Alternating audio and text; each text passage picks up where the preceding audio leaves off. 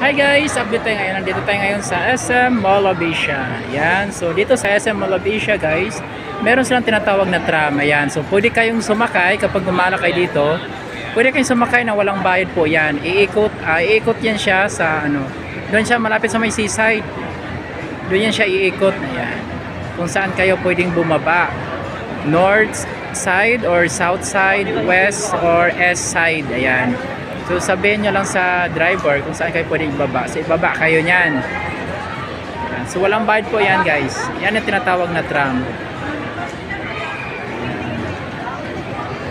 So dito sa SM Mall of Asia guys. So Paskong Pasko na talaga siya. Dahil dito nga sa entrance pa lang ay meron ng Santa Claus. Wow! Maganda dito. Ayan, Happy Holidays. Ayan, South Main Mall. Wow, Paskong Pasko na talaga dito sa SM Mall of Asia guys. Kaya kung ako sa inyo guys, gumala na kayo dito. Hindi kayo maboboring dahil madaming galaan dito.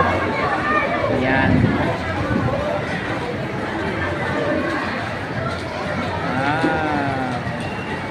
Papasok tayo sa entrance.